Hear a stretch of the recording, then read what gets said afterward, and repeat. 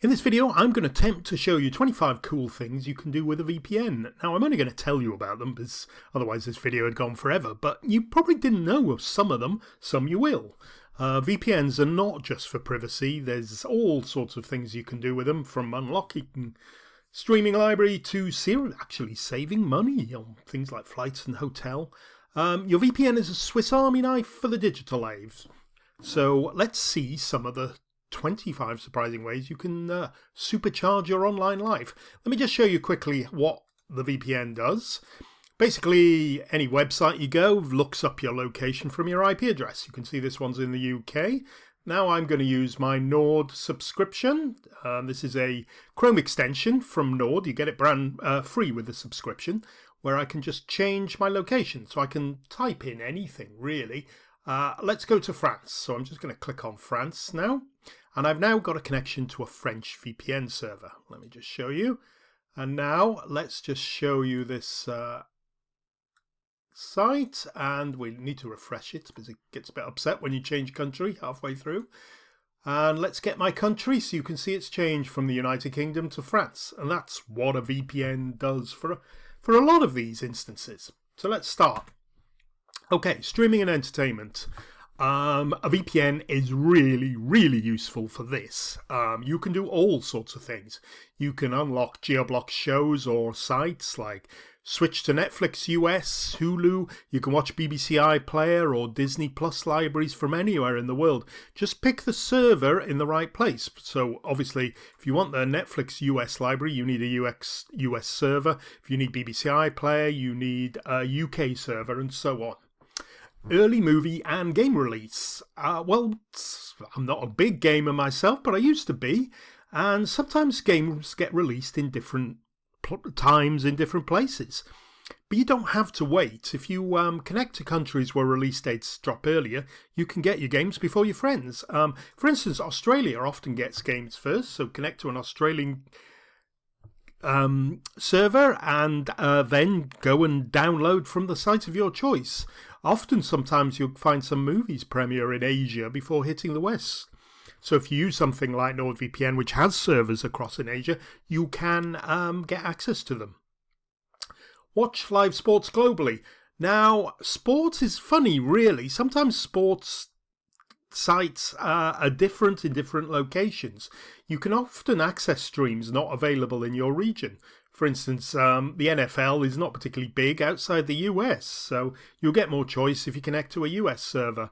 Formula One has different commentaries and stuff, or you can connect to Sky Sports or Germany's Bundesliga coverage by switching to German VPNs and TV sites. It takes a little bit of practice, really, finding the right sites and the combination, but it's not that hard to do.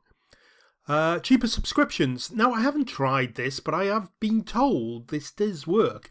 You can get different sites for things like YouTube Premium, Spotify, or Netflix at regional prices. So these big companies will charge less in certain areas than they do in others. It's called profit maximization, where you charge the maximum that will give you the biggest profit in different locations.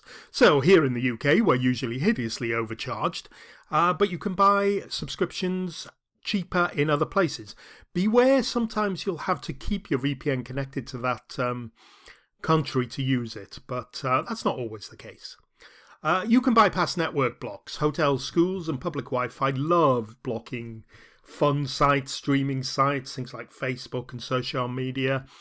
Your VPN connection will laugh at those restrictions because it can't see which site you're accessing. If you're sitting there in a college and connecting to Facebook or Instagram through your VPN, all they're going to see is the VPN server, and they generally won't block that. Work, travel, and daily life. Now, this doesn't always work, but it's worth checking on a VPN to see if you can book cheaper flights and hotels. Go to your favourite site or favourite hotel site and see if you get a different price when you've connected via a different country. American sites used to do this quite often. You get cheaper price if you're an American than you do if you're a tourist. I presume they think tourists prepared to spend more on holiday and stuff like that. So connect to a US server, go and see if your US hotel chain charges you a different price. Access home banking abroad. Lots of home banking sites don't allow international access. Now, it's really crazy in this sort of digital world we live in, but sometimes you can't access your home banking site when you're on holiday or traveling. They block foreign logins because they think you're all Nigerian princes trying to empty bank accounts. Is that right? Your VPN can keep you at home. Just connect to your home country on the VPN and then connect to your banking site. Remote work security. Encrypt connections to work networks or protect sensitive data on public Wi-Fi in cafes and airports. If you're doing work stuff, confidential stuff, or anything that's confidential to you, and you're using a public Wi-Fi, please use a VPN. It encrypts everything and your boss will thank you later. He probably won't. Access local services. You can log into your home country's government portals. Some government sites for doing things like tax and maintenance and all sorts of things really are only accessible from the country you're in, your home domestic country. So quite often they'll get blocked. Just connect to the right country and you should be able to access them without problems. I mentioned this before. Price discrimination.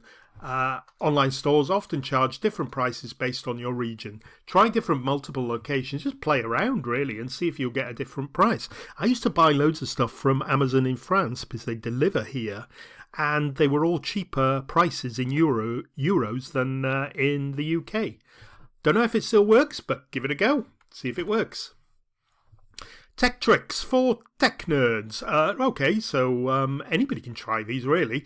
You can test websites globally. If your work involves different websites, see how your site looks in different countries for things like search engine optimization and marketing. You'll be surprised sometimes what your site looks like based from a different location. You might see things that appear differently from a different perspective. You can simulate different regions, check how Google, YouTube or app stores look at your site or your product or your software by just using a VPN and changing country. Protect smart device. You can use a VPN router to encrypt your entire home network. Many routers support VPN client connections. You just need an account with someone and a username and a login.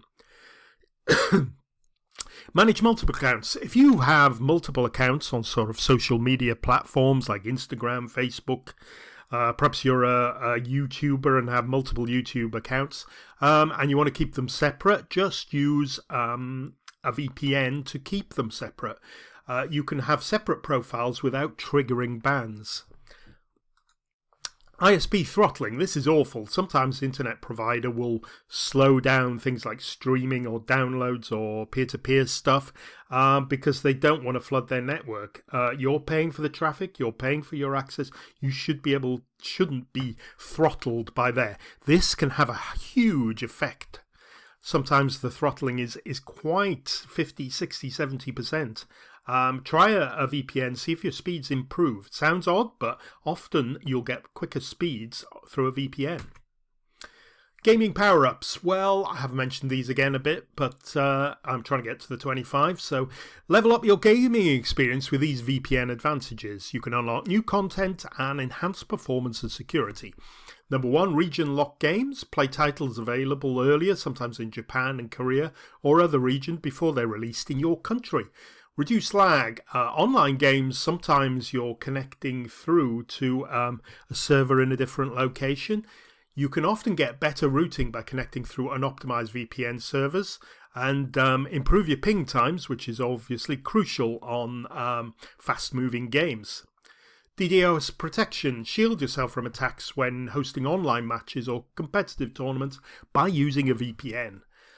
Join global servers and you can play friends in restricted regions. Say a server is only open to Japanese or US users. Click your VPN button, connect to a US server, and you're joining the crowd. And you can change matchmaking. You can try servers with different skill levels. Again, if you go into the lobby, you might find out that you're restricted from accessing certain servers. If you run with your VPN in the background, you can change the server to suit the game you're playing.